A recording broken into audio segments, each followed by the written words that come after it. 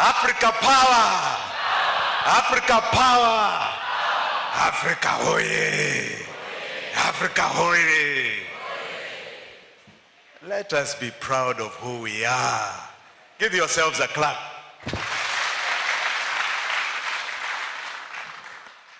Now, Pan-Africanism is an ideology. An ideology, especially you young people, must start embracing if you have not embraced it yet. It is a spirit of brotherhood. A brotherhood of everyone of African descent, here and outside the continent of Africa. And this brotherhood recognizes our diverse culture, traditions, languages, and its strength and richness. It is rich, so rich that the colonialist came over 100 years ago, 1890, to take it away from us. They came here to ensure that they stop fighting in their own lands. In their own lands. And they came for the scramble of this great continent. They came for our resources. But they took the time. They took the time to study us. They took the time to define us. They took the time to create borders between us. They created countries. They created districts. They governed us. They are the ones who defined the Bantu and the Nilotes. That was not our definition. We now have a new resurgence. And that new resurgence must recognize the direction we have to go. We don't criticize our colonialists. In fact, they had a plan for themselves. So good luck. We must now start talking about our own plan for the greatness of this continent. We must talk about our greatness and our domination of the world. And we can't do so when we have been defined by others. We can only do so when we define ourselves. We are not going to be defined as the dark continent. We refuse to be defined as the poverty-stricken continent. We refuse to be defined as the continent that is full of corruption and disease and illiteracy. We refuse. We refuse. We are going to go forward on the basis of our strengths. And they are known. They are known. If you look at the map of the world, Africa is depicted as a small continent. Land mass itself is 13 million kilometers. It can fit the whole of Europe and the whole of America in it and still have another 10 million square kilometers. We must be very clear. With all the resources we have, 30% conservatively, it is estimated, of mineral resources in the world. 60% of solar power. Half of titanium. We go on and on. But the richest is the people. We have 1.4 billion Africans. That is a power that is a fifth of the world's population. And it is a young population. All of you I'm seeing back there. 77% of us are you, under 35. You are tomorrow's producers. You are tomorrow's consumers. The rest of the world is shrinking. We are growing. Recognize your power from here going forward. But your power will not be defined if you do not define yourselves.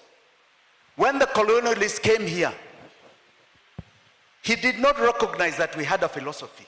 In fact, he said we had none. There is even a philosopher, German philosopher, called Maynard. Gestok Maynard, who was a racist philosopher, who said the African is inferior because he is ugly. That means he has inferior brain. He has no capacity for compassion. We must get away from those stereotypes. Those are the ones that have brought us to a world that is defined between black and white. Our greatness is going to be clearly defined by us defining ourselves. They came here with the Bible, and they came here with a gun. Internally, they had their collaborators. The collaborators that allowed them to perpetuate their colonialism. That colonialism is still here today. We had our freedom fighters who fought the first fight, which was our independence. And here I would like to recognize that, Wanamalamba, if you did not know, out of the 500 million people of the British Empire that were conquered, only Kenya gave them an armed struggle for independence. Give ourselves a clap. And that armed struggle in Kenya cost a community here 200,000 lives, conservatively put, because records were not known. It was genocide. It cost community here a mass detention camps, like you saw in the Nazi camps. Entire communities of this country, in central Kenya specifically, were put under detention, like the Nazi prison camps. The other day we had a king here who colonized us. And we appreciate.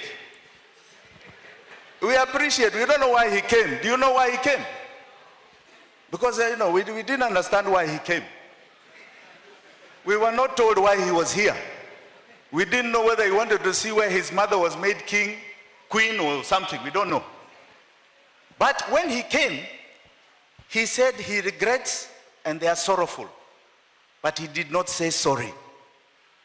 He did not say sorry. One discussion they do not want to have is what they got from the colonies. 60% of the UK is built on their colonies. Their GDP is built on the colonies. And the greatest fear they have is the question of reparations. They are frightened of that word. Frightened. But it is a discussion we must start having. We are not going to allow the continuation of neocolonialism. We had our independence heroes. We had our second liberation heroes against those who were Africans that colonized us. I've seen in South Africa, you are going through the same thing. We have been there. Now we are going through together the economic liberation forward. I'm a sequel. There's no other topic even in this country and on this continent other than economic liberation. And that liberation, please understand, they are the colonized Africans, even in that liberation. The ones who are perpetuating debt as a tool of slavery. The ones who are perpetuating the removal of our natural resources as a tool of slaverism. The ones who believe, like the colonizers believed, that they can only be up if we are down. And they believe that they are becoming the new colonizers. Our liberation has got to be defined by the new liberators. In the old times, we had the liberators of Kwame Nkrumah, who specifically said, and I must quote him, I am African because, not because I am born in Africa, but because Africa is born in me. Those liberators, from the ideologies of Marcus Garvey, the liberators of Lumumba, of Mandela, of Nyerere, of Jomo Kenyatta, not the son, Jomo Kenyatta the father.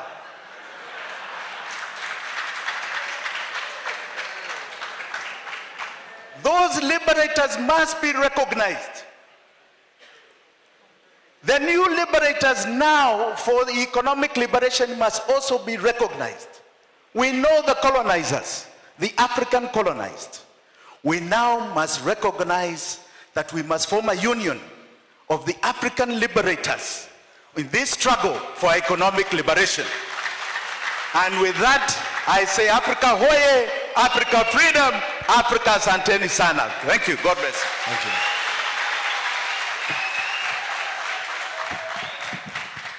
For a moment, you became the guest speaker.